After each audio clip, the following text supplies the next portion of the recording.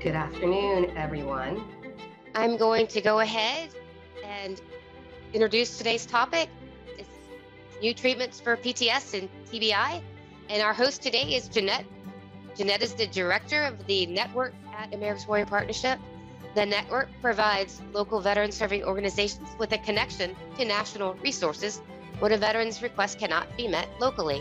She is actually at a conference right now for the MAC VSOs, where she's sitting from.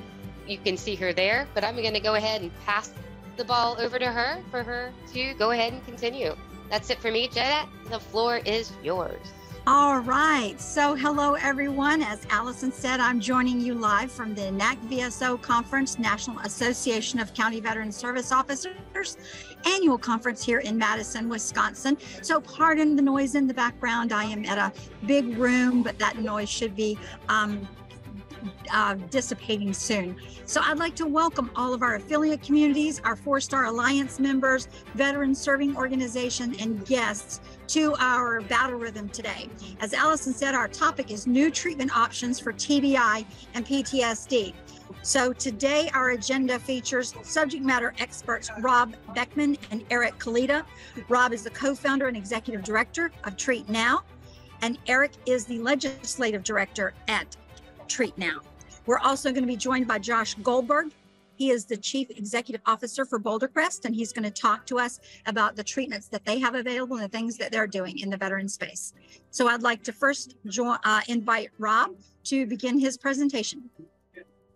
Hello, I'm Rob Beckman of the Treat Now Coalition, a pro bono effort of mostly veterans working to end the service member suicide epidemic. Starting with hyperbaric oxygen therapy, we will recommend other proven alternative therapies with scientific validation of safety and efficacy. To date, in over 140 coalition clinics over a 12-year period, we've helped in brain wound healing of over 21,000 patients, and that's with 7,000 of them veterans. The national suicide and opioid addiction epidemics are affecting the entire force, particularly the estimated 877,450 TBI PTSD veterans. There have been nearly 220,000 suicides and opioid use disorder deaths since 2003. Let that sink in. The VA's failed protocol continues on the path of treating TBI symptoms, not the physical brain wounds. They insist on classifying brain wounds in the mental health category, attaching the stigma to brain wounded service members of having a psychologic problem. 2 decades of miss and maldiagnosed and undiagnosed wounds has contributed to a national opioid epidemic with no significant changes in outcomes for veterans. The VA's failed policy and practices vis-a-vis brain wounds has led to a systematic problem. Whether an unwritten or verbal policy, the VA denies veterans access to hyperbaric oxygen therapy, which we call HBOT, whether for approved or experimental treatments, all of which are medically available because of proven safety and efficacy and the scientific evidence from worldwide studies and clinical use for decades. Let's look at some facts in the medical evidence. There have been over 109,000 veteran suicides since 2003, 109,000. However, the VA chooses to count, the 15-year trend is upward. Since 51% of veterans are not enrolled in the VA, and since data has been sketchy and conflicting for years, we can state unequivocally that the national veteran suicide epidemic will continue. Unless the VA and DoD do more than talk about collaboration and issue public service announcements, there will be no positive healing action nor resources put into more than talk. We must hold them accountable to their word. They must do all that is humanly possible to interrupt the downward spiral of drug dependency, depression, and death that accompanies untreated brain wounds. The pill-pushing VA protocols led to over 679,000 veterans being prescribed over 847 million opioid pills between 2006 and 2014. The sheer quantity, doses, and variety of prescriptions, whether for pain, headaches, sleep, neuroses, tinnitus, frustration, rage, or memory, overwhelms the veteran and the caregivers. Uncounted change orders from a rotating set of sometimes unqualified set of healthcare providers continue to lead to perpetual brain fog and overdose deaths and perpetual brain fog to this day. There are few veterans with brain wounds who have been through the DoD and VA medical systems who do not have a horror story or two to report. There have been over 20 scientifically controlled clinical trials completed since 2007 testing the use of HBOT for TBI and PTSD. Over 750 veteran patients have shown improvement, reflecting the safety and efficacy of HBOT for TBI and PTSD.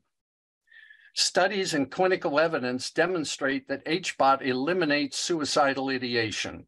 Healing a brain restores function and hope and eliminates or dramatically reduces symptoms and allows patients to get off almost all their drugs, especially drugs that are black box labeled, warning of suicidal ideation. Treat Now's motto is heal brains, stop suicides, restore lives.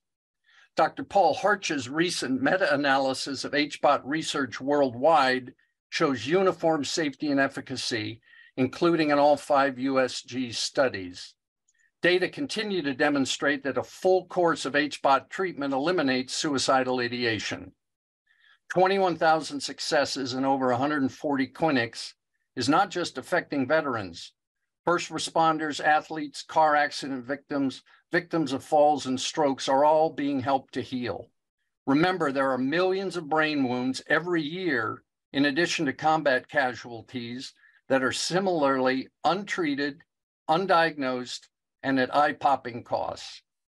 Let's look at legislation at the state level, where they have stepped in when the DoD and VA are failing. 10 states have enacted HBOT for TBI PTSD legislation. Oklahoma, Texas, Indiana, Kentucky, Arizona, Florida, North Carolina, Maryland, Wyoming, and Virginia. 5 of those have funded more than $2.9 million for treatment to date, with plus-ups on the way. 6 more states are drafting legislation: Ohio, Missouri, Colorado, Nevada, Iowa, and Michigan. That could mean 32% of states recognize the problem and a new solution.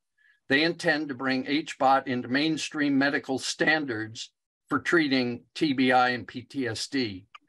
2 congressional bills from Representatives Murphy of North Carolina and Biggs of Arizona have been introduced. Senatorial bills are about to be introduced. All of this information, by the way, is available on our website, treatnow.org.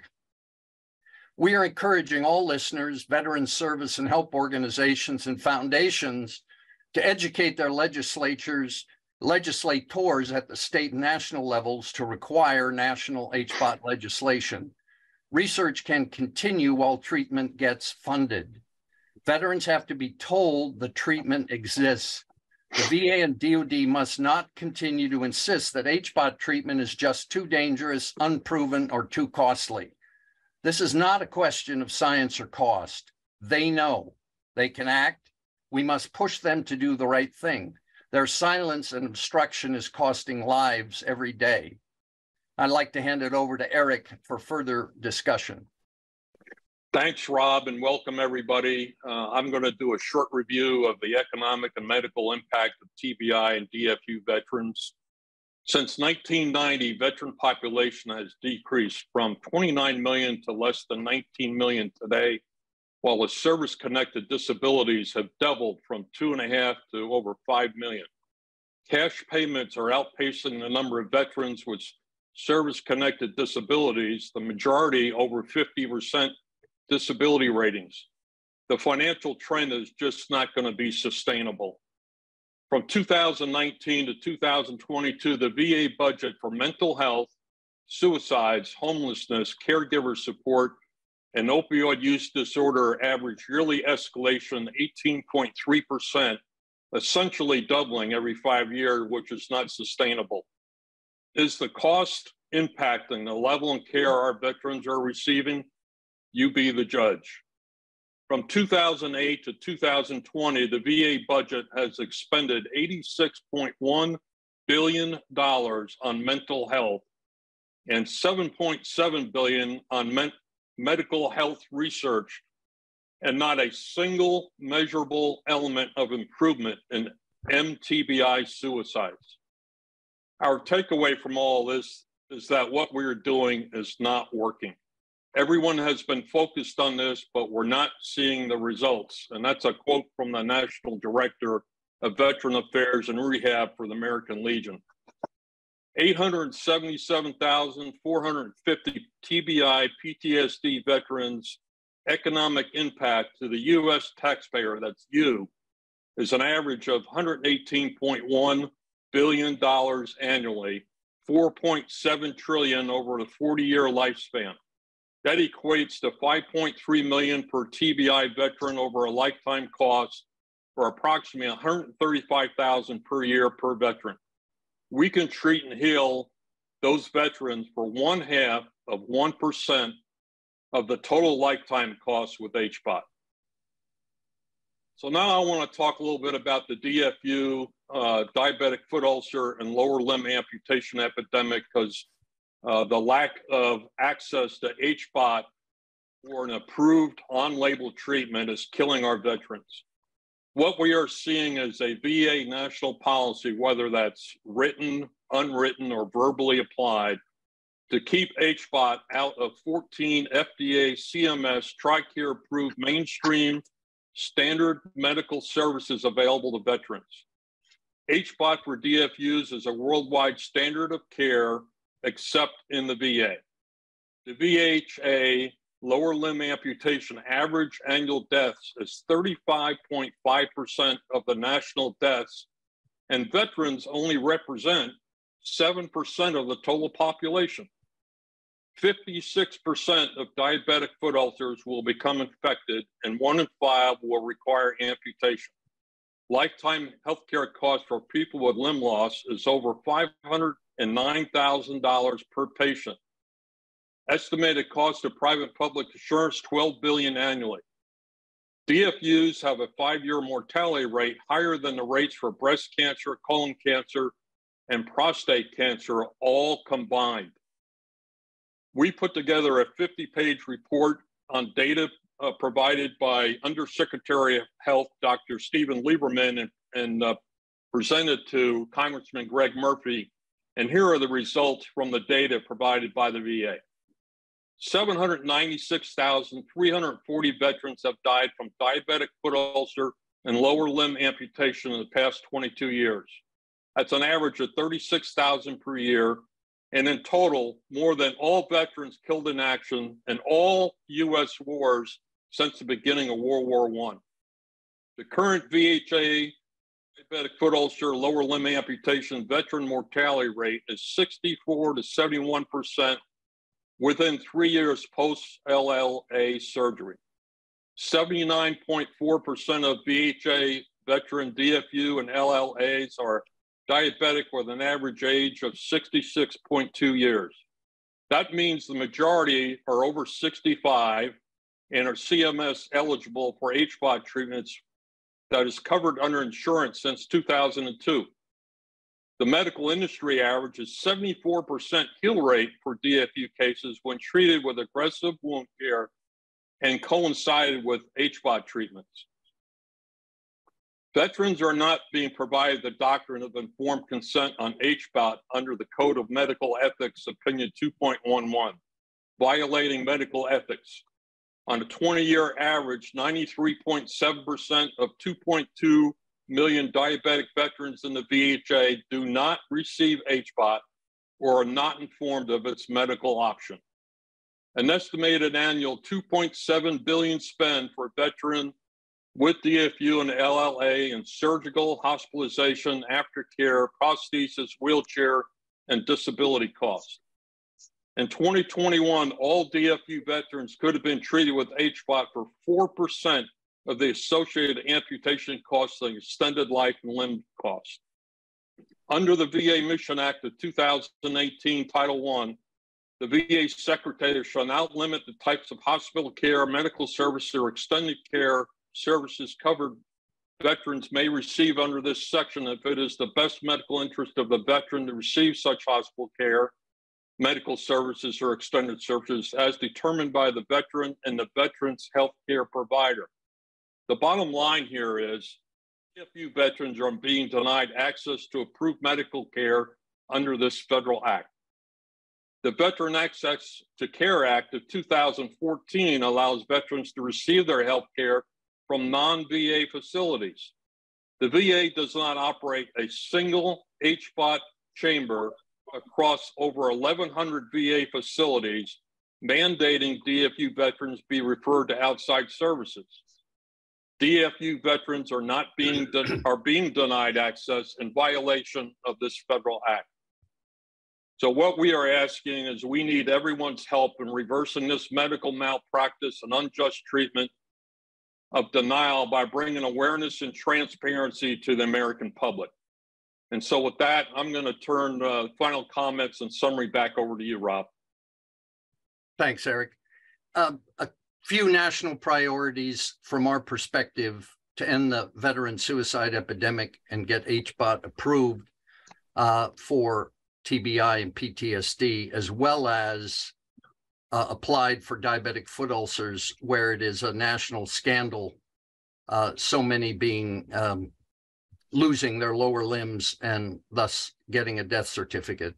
We have to educate, train, distribute to mainstream medical industry on the medical benefits of HBOT for MTBI, along with other alternative therapies. Warriors are wounded psychologically, physically, emotionally, spiritually, behaviorally. Veterans are agreed, however, that healing the brain wounds allows other treatments to be more effective. We have to develop and deploy a counter-marketing campaign through the HBOT community to counter VA and Big Pharma on the medical misinformation regarding HBOT, where they continue to claim, despite evidence confirmed worldwide, of safety and efficacy. We have to develop an HBOT national nonprofit and advocate network to identify and engage with national news through social media, newsprint, radio, podcasts, and TV to allow transparency so that the American public, VSOs, see the medical evidence of HBOT healing concussions and off-label DFUs on label. We want to make the VA and DoD heroes in this, but we can't if they resist. Through our networking channels, we have to educate and recruit a legal entity on those diabetic foot ulcers and why denied access and lack of informed consent is medical malpractice.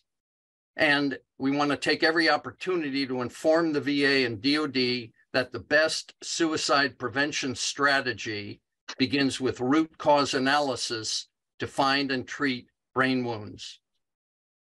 I'd like to thank you from Treat Now. And back to you.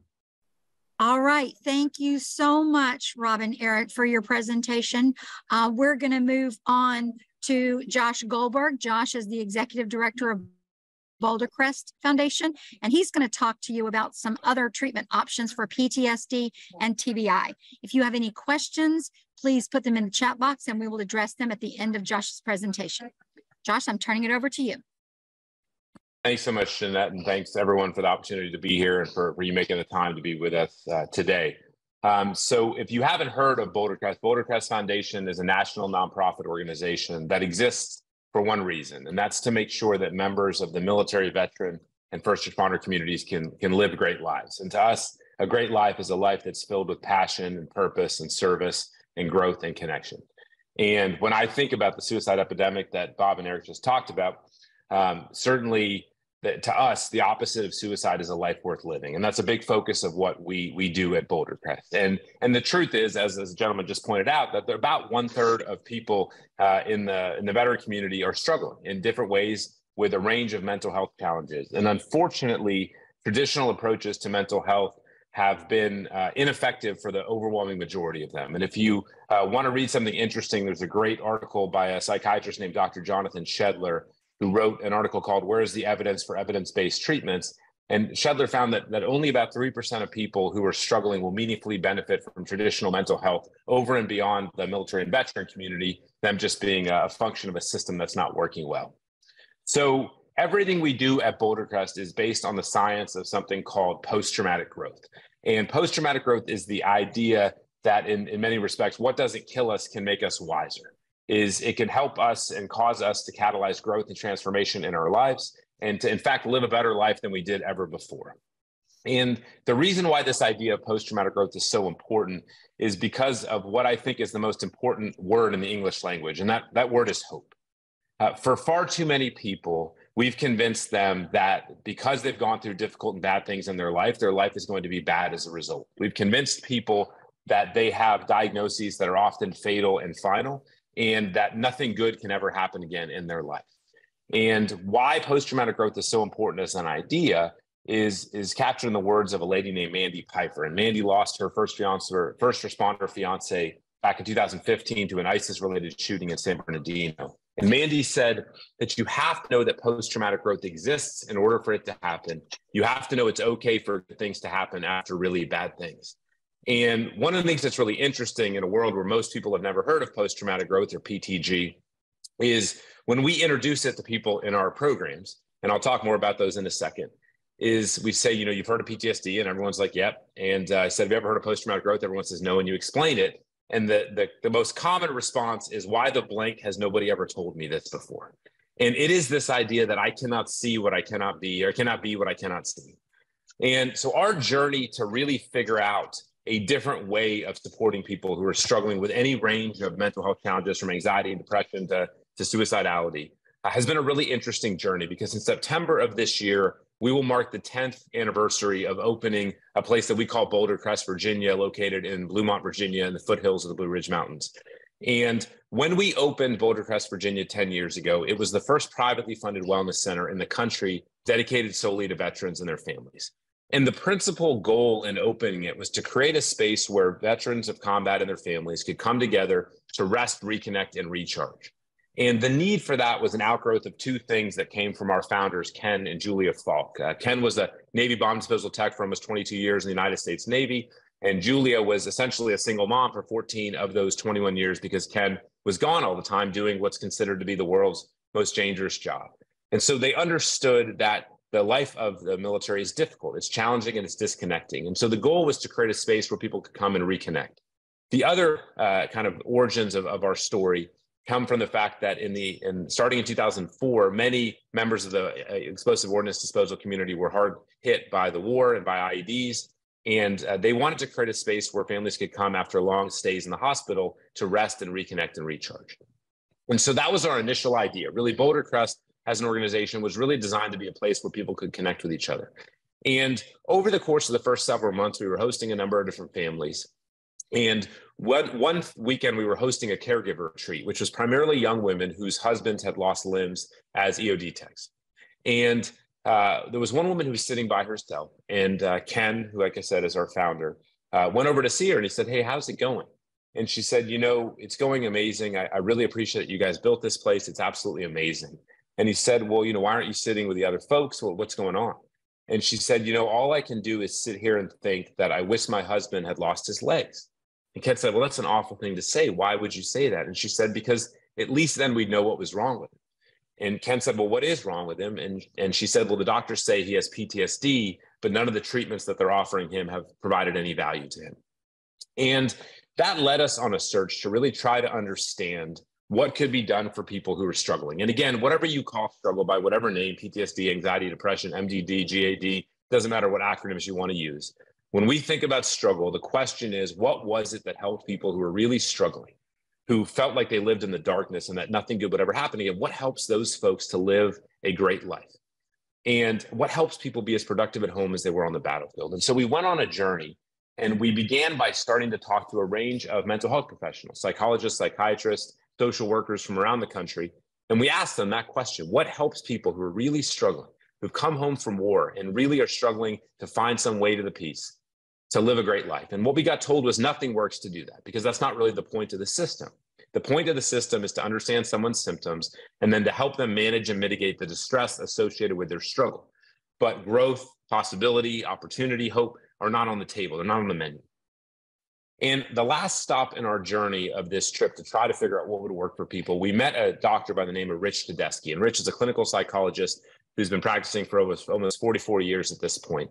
And Rich began to describe work that he had done starting in the 1980s, where he was trying to understand where wisdom came from. So Rich and his colleague, Lawrence Calhoun, were trying to figure out what was it that made certain people wise about what it meant to live a great life.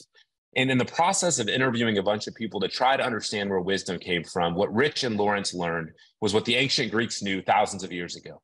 The ancient Greeks had a saying that all great wisdom comes from suffering. All great wisdom comes from suffering.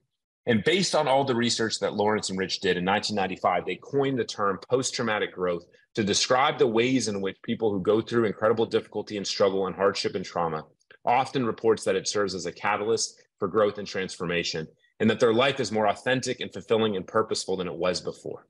And people who experience post-traumatic growth experience growth in one or more of 5 areas. They report that they grow in the area of new possibility, that their life, it didn't go the way that they thought it was going to go, but the path that they were given for their life was filled with possibilities they never could have imagined. The second was deeper relationships, the idea that they encountered people because of their suffering, because of their struggle, who helped them realize not only their own humanity, but the value they had to other people. The third is personal strength, the idea that what didn't kill me does in fact make me stronger. The fourth is appreciation for life, the idea that when you lose something and you lose someone you can't replace, you often have a greater sense of gratitude for what you did have. And the last is something called spiritual and existential change. And Boulder Crest is not a faith-based organization. When we think about this idea of spirit, we think about this idea of character, relationships to others, and a sense of service to others. And this idea of existential is about asking questions about our lives. And like Aristotle said, an unexamined life isn't worth living. So Rich tells us all of this back in about 2013, 2014. And we asked him if we could build a program designed to train combat veterans who were struggling mightily to transform their struggle into strength and growth. And Dr. Tedeschi said that he didn't know if it was possible, but he'd be willing to give it a shot. And so in May of 2014, a program called Warrior Path was born. Warrior Path is the first ever program designed based on the science of post-traumatic growth. And we began piloting Warrior Path in June of 2014. And by the end of 2015, it became very clear to us that it was having outsized impacts. It was making a significant difference in the lives of people who were struggling. Now, we do Warrior Path for up to 8 people at a time. We do male programs and female programs run separately. And in the early part of 2016, Dr. Tedeschi and his colleague, Dr. Moore, who was an Army psychologist at one point, began to study Warrior Path for an 18-month period of time. Because the truth is that if you ever have the chance to visit Boulder Crest, you'll see it's a beautiful place. And you come there and people love on you, people support you, people guide you. It's peer-based programming. You're going to feel better. But the question isn't what happens after 7 days on site. The question is what happens 3 months, 6 months, 12 months, 18 months later. And what the doctors found was that the impact of Warrior Path wasn't just sustained, but that people were significantly better 18 months later, and that their life had a new sense of meaning and purpose, and that they were truly walking the path of post-traumatic growth. And based on the success of that effort in 2017, we acquired a second location in Arizona that we call Boulder Crest, Arizona. It's about an hour south of Tucson in Sonoyta, Arizona. And then in 2019, we partnered with the co-founders of the Home Depot, Arthur Blank and Bernie Marcus, who were starting something called the Avalon Action Alliance, which was focused at addressing the major causes of veteran suicide, which were major depression disorder and mental health challenges, 1. 2 is undiagnosed and misdiagnosed traumatic brain injury. And the third was substance abuse. And we all know veterans who have 1 of those, 2 of those, and all 3 of those 3 challenges. And a part of that Avalon Action Alliance was to expand Warrior Path around the country. And so as I sit here today, there are now 13 teams around the country that deliver Warrior Path basically every month in 9 different locations around the country.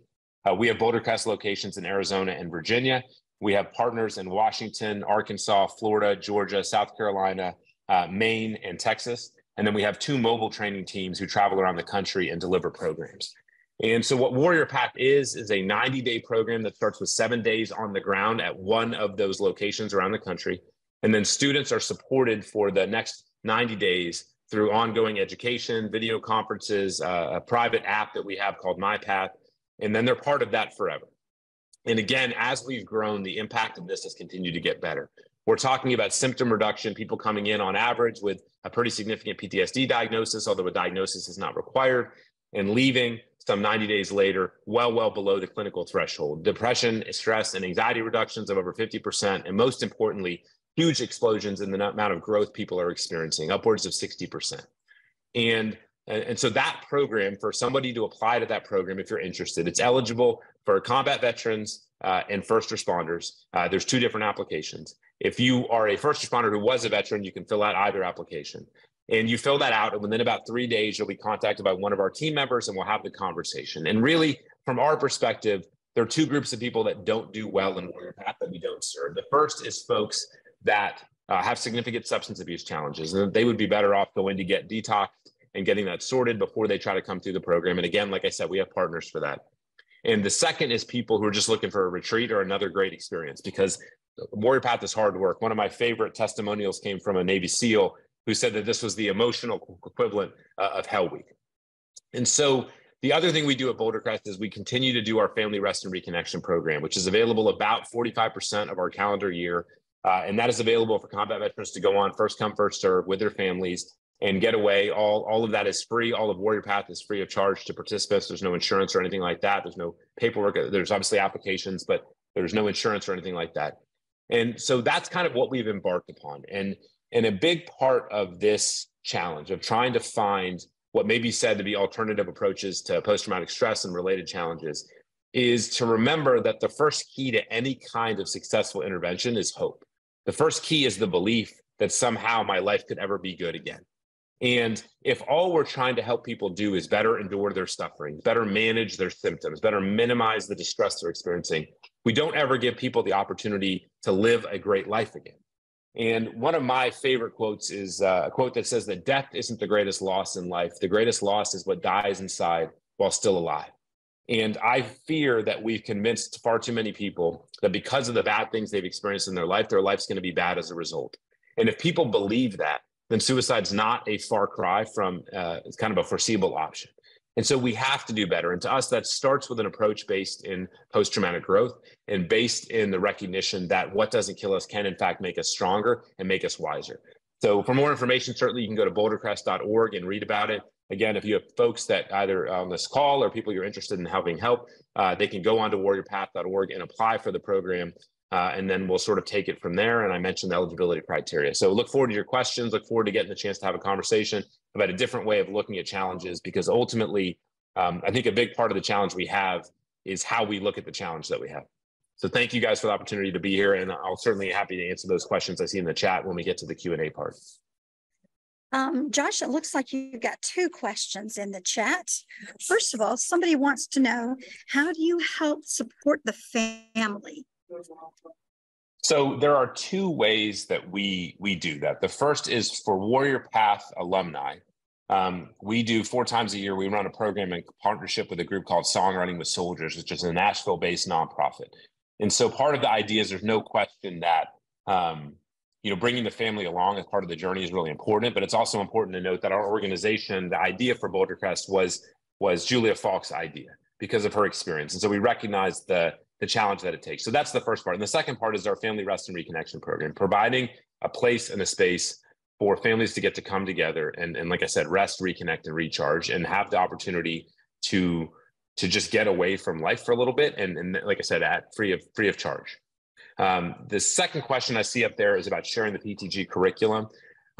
So what I would say about that is we do have partners that we have agreements with that we share our curriculum. We do not share the curriculum in terms of the instructor guide and other materials. Broadly, I can certainly share a syllabus or other kind of top line materials. And then there's a couple of books we can also mention that we could share that provide more information about post-traumatic growth. And part of what we're working on is also being able to certify other organizations in post-traumatic growth. One of the things we have is the Boulder Crest Institute for Post-Traumatic Growth, led by Dr. Rich Tedeschi. And that's a big part of our vision as we move forward, is how do we spread the word on this? See, the third question is Texas. Our partner in Texas is a group called the Eagle Oak Retreat Foundation, based in Italy, Texas, which is near Waxahachie and about an hour from Dallas, Texas, where I happen to grow up. And then the last question I see from Bernie, from an indigenous population perspective. So we have sought to work out in Arizona with the Navajo Nation and other Native American groups, I would say that just sort of off the cuff, without having a great sense, is I would say it's probably a relatively small percentage of folks who come through with a background as a Native American or indigenous population. And it's definitely something that we're open to do for sure. Had conversations about it and happy to have more conversations about it for sure. And Josh, you've got one more question. Do you collect data on outcomes at Boulder Crest? Theodore, do we collect data? Yes, we collect lots of data. So, we did this 18-month study on 8 cohorts of Warrior Path. So like I said, each cohort is about 6 to 8 people. So that was 49 people with about 250 questions done before they started, once they arrived at the 7-day mark, and then at 90 days, 180 days, 1 year, and 18 months. And with a response rate of about 96%. And so that was the big study we did that demonstrated the impact of the program. And then on an ongoing basis, we collect data on everyone who comes through the program. So the moment they apply, we do a survey with them that looks at a range of different things in 3 areas. One is, I know Casey's 240 questions. We cut the doctors way down. You know how they are with questions. We do symptom reduction. So that for us is the post-traumatic stress checklist. It's the DAS, which is the depression, anxiety, and stress scale, and it's the PHQ-9 or the depression screener. It's quality of life improvement. So it's about relationships, financial wellness, physical wellness, pain levels.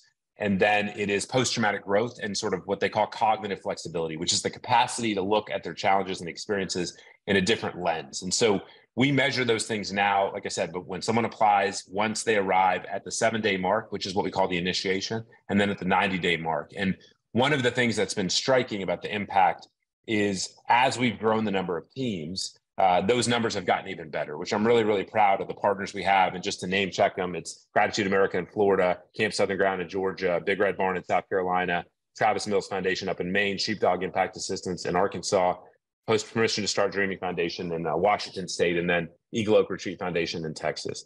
And so part of it for us is really having this thriving partnership ecosystem. And then on the traumatic brain injury side of our partners, we partner with the Marcus Institute for Brain Health and a number of academic medical centers. So short answer is very, very big, making sure that what we do is as good as it can possibly get. And one of the big things since Warrior Path is in its edition 5.5 is to update it every year, is to keep it alive, to keep it vibrant, to keep it engaged, and to benefit from the fact that now we have 13 teams filled with combat veterans and first responders and peers who are doing that work. So I mentioned Casey, yes, lots of questions. We've really tried to distill that down because it is a lot, and sometimes you get survey fatigue. As to Jennifer, to your question, we are working on the certification for providers of a range of different ilk to be able to become post-traumatic growth certified. And it's important to say this, Warrior Path is a program, post-traumatic growth is a philosophy, which means that whatever kind of modality you may practice, maybe it's EMDR, prolonged exposure, whatever it might be, is post-traumatic growth just an idea about what's possible for people who've experienced trauma. And for far too many people, the mindset is trauma is inherently diminishing. So if I go through it, my life's going to be diminished. And that can't be the case. So really PTG is about understanding there's another side of the story. And then Scott, on the follow-up side of things. So our view is really that Warrior Path is a lifelong program. So the formal structured part of that program is 90 days. And the community we have through the app, through alumni support, through ongoing events and programs is designed to be a long-term effort to stay engaged, that people become part of this world and become part of a community based in post-traumatic growth. And that's really what we've seen. Ultimately, the way I look at success is it's not helping people feel better, it's helping people do better. And a few years ago, we did a kind of a quick and dirty qualitative assessment to understand the impact of a Warrior Path participant. Because one of our beliefs is that nobody's more powerful than a veteran. And that is true in a negative sense, that you can clear a room, and that is true in a positive sense. And what the results of that study demonstrated was that the average Warrior Path participant positively impacted the lives of 500 people in their families and in their communities. And for a community that is so eager to continue to serve, what better way to be able to do that? And the last question I see, Bart, from you on the service dogs, if somebody has a service dog, certainly they can bring that service dog as long as the service dog is trained with them to the program. And we've had success with that. We've had people at times where they realize that they would rather not have the service dog with them and have someone else there. But yes, absolutely. Of course, if someone has a service dog is welcome to join them for the program. And I'll turn it over to Rob and Eric because there's a question in there for you guys. Rob, you're going to take that? Rob here. The standard treatment is 40 dives administered in a medical grade chamber. We have scholarships. The average dive is $250. Reductions for veterans are possible all over the country. In fact, in Tel Aviv, you can get treated for free. They'll treat any U.S. veteran for free. Important to recognize that with one exception, there have been no suicides after full treatment with HBOT. And as we're discovering with professional athletes and CTE, traumatic brain injury, PTSD, substance abuse, addictions of any kind lead to brain injury, which is a progressive cycle in too many cases, degenerative and final unless interrupted. So I want to emphasize that 40 is a standard number. That's protocol. But some people are much, much, much more wounded than 40 dives will accomplish. Brigadier General took 120 dives. Joe Namath took 120 dives. But what we're talking about is healing the brain and, if you will, turning the software on. But first, you got to fix the hard drive. We've run into way, way, way too many people who've come through the VA system who felt absolutely wonderful for the 2 or 3 or 4 month period. And then they can't get the same drugs, the TLC, and they go back to self-medicating. And whether they're on active duty or retired, they can't get the support that they did before. So we have seen extraordinary results after 40 dives. Well, I'd like to thank Rob, Josh, and Eric for wonderful presentations. I'm going to turn the presentation over to Allison for the breakout activity. Thank you, Jeanette. For the next 25 minutes, we're going to go into breakout groups. In a few minutes, I'm going to open the breakout room for your collaboration activity. Remember, this is a conversation. So the leads are there just to get the conversation started. And you know, as part of a discussion, you should all go ahead and turn your cameras on when you get in and be ready to have that conversation. Topic 1 is HBOT, Heal Brain Stop Suicide, Restore Life. That's with Robert and Eric. Topic 2 is Reframing the Narrative with Josh Goldberg from Boulder Crest. Topic 3 is New Thoughts and Alternative Methods of PTS. That's with Lynn Marilla from Eagle Rock Camp. And topic 4 is Caregiver Support. That's Stacy Shade-Wire from Brainline. So in order to save time, please do not introduce yourself. Just say your name and where you're from, and we'll be back together in 20 minutes. I'm going to open the rooms now. So let's go ahead and go through our key takeaways. So group 1, Eric, did you guys want to share out your 3 main key takeaways, or is somebody from your group going to share that for us? No, I can start, and Rob, you can chime in. I think the biggest takeaway for us is that HBOT is a suicide ideation eliminator.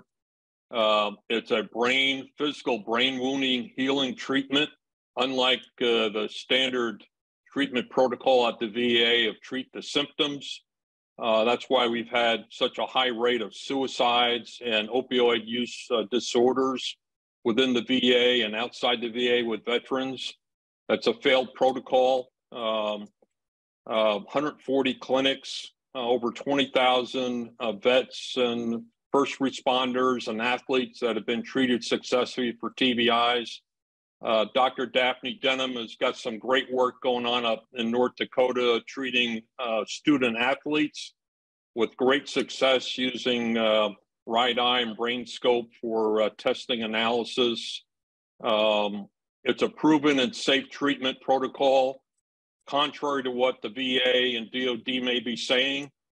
We've got a world compelling medical evidence of clinical trials completed. It's a standard of treatment in the Israeli military force. If it's good enough for the Israeli military, why isn't it being used in the U.S.? And I think collectively, with all the people that were on this call and across the U.S. that are working in the industry, treating vets with HBOT, we need to put our minds together and look how we can start a marketing campaign to bring HBOT forward as a standard treatment for all veterans and people with TBIs. 3.5 million people a year suffer from TBIs across the country. Majority of those car accident fall victims. There's treatment here that can help heal those wounds, and we need to migrate that effort forward. Excellent. Thank you, Eric. All right. Topic 2, reframing the narrative. That was with Josh. Josh, do you want to share out, or do you want someone from your group? I decided to volunteer to do that, and we had a beautiful discussion. Super grateful to everybody in it. And I think at the heart of this was the recognition that at the center of all these efforts sits the veteran, and a person of respect and dignity whose voice should be heard and should be heard the loudest. And I think that that idea of doing things with as opposed to and making sure we listen was a really powerful part. And then recognizing sort of the concentric circles around that and sort of the ways in which you engage with and support family members as part of that process, the ways in which you can train, whether it's mental health professionals or other folks who are seeking to help is a big deal. And that making sure that folks are part of a community and a community where they're able to meaningfully engage in service to others and continue to be of service is really powerful. And then the last thing I think to make this possible is to recognize that obviously veterans come out of the military, and to continue to work in our parlance at Boulder Crest is left of boom, is what are we doing when people are in to shape their perspectives and attitudes about a range of things, and really kind of making sure the audio matches the video as it relates to if folks are struggling, they can seek help and continue on with their career versus it makes you persona non grata. So a really positive, powerful discussion. Really grateful to everybody. That's actually, yeah, it sounds like a really positive discussion. And I didn't even think about this people who were still active duty. So I'm glad you mentioned that. And I'm glad you guys talked about that in your discussion. Topic 3, new thoughts and alternative methods on PTS. That was with Lynn. Lynn, are you sharing, or are you having someone from your group? Oh, she cannot start her video. Sorry, let's see if I can do something for that. Let's see. What are we? Listen, I can't start my video because you turned me off a while ago. I'm sorry. No problem. I'm trying to find you in the participant list for some reason. Oh, there you are. Okay. Let's see. Ask to start video. Let's see if that works, Lynn. Perfect. There you Thank go. you. All right, nice job. Yeah, we talked a lot about different kinds of therapies that are emerging. Personally, I'm excited about HBOT because it's been around a long time, and I'm glad it's coming into its own. We talked about art and agricultural therapies and how much they're growing. We talked about the need that no matter what you do, you have to include the family, because when the warrior's wounded, the family was wounded, and they have to heal together. You can't heal the warrior and send him home. He'll fail almost immediately.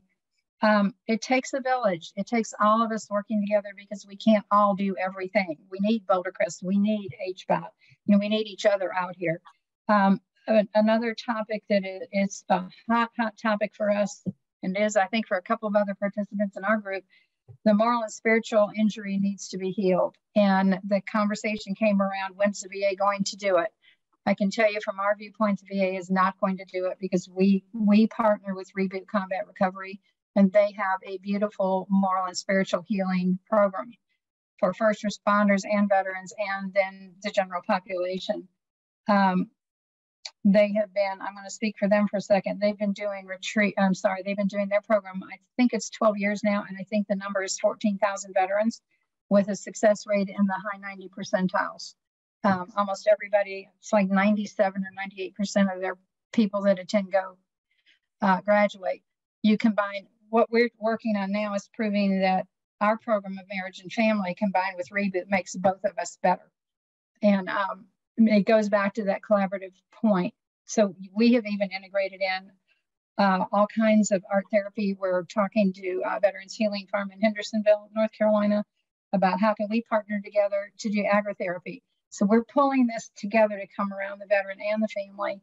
And I think I don't want to make this about Eagle Rock, but I think we all have to do that. We all have to come together. There's several people here that I'm seeing faces that I would love to have additional conversations with when this is over. We've got to keep it. I see Allison's great big smile. We've got to keep this stuff going because this is what lifts our families up and what heals them all as a family and keeps that divorce rate down. Our tagline is we're a family saving suicide prevention organization, and we right now are in the middle of averting our 21st one. So, you know, we're making a difference. You guys make a difference, and it takes all of us. And as things emerge, I think we have to share them and keep this conversation going. Thank you, Lynn. And I'm going to going over to topic 4, caregiver support, because that segued right into it. It does take a family. It does, and I thank you. Lynn stole all of I was gonna say. Go, Stacy. but we really yes, the veterans sits at the center of as Josh said, but recognizing, uplifting the family members, the caregivers, and it's not necessarily a spouse. You know, just keep in mind that it could be the child, it could be the parent, it could be whoever the veteran deems as the caregiver, and so. Just when you're advertising your services and your programs, or as you're taking in all of that metric data, you know, how are you counting the caregiver?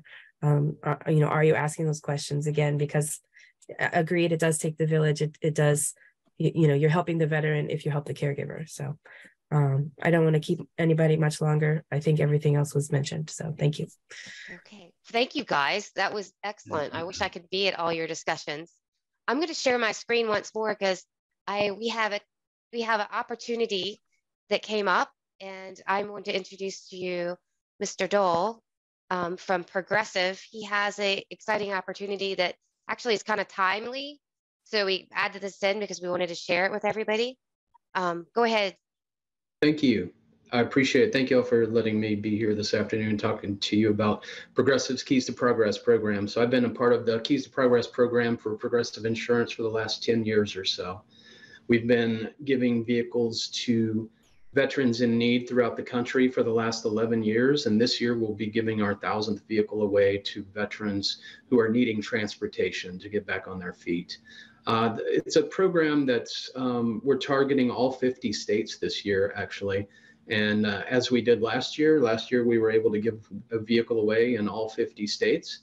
And then we gave, I think, 101 vehicles away. So we gave several away in several states, including a semi and 5 commercial vehicles as well. So it's a fantastic program for veterans in need who just don't have transportation right now or don't have transportation that's reliable at this point.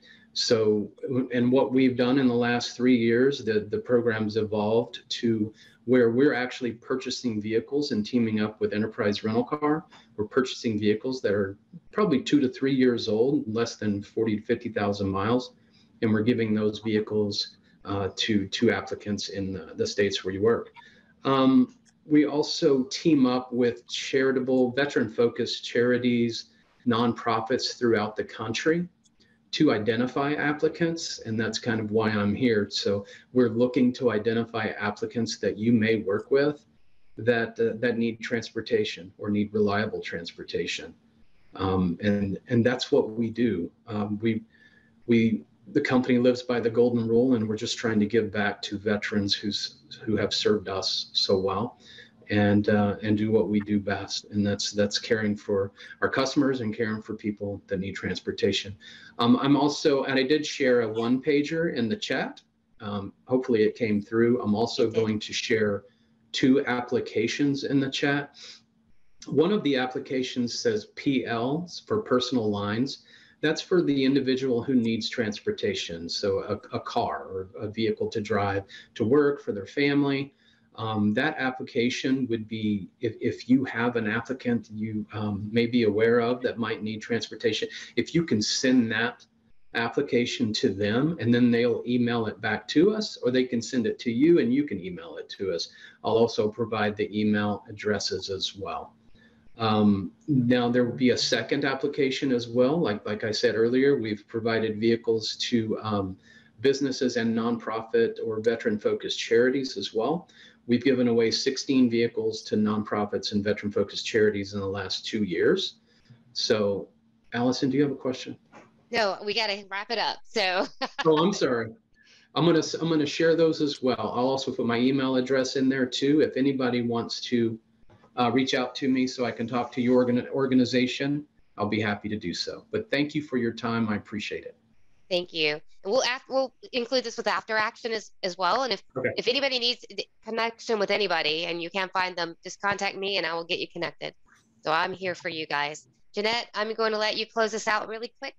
All right. So I'd like to thank all of our presenters today. This was a really great battle rhythm.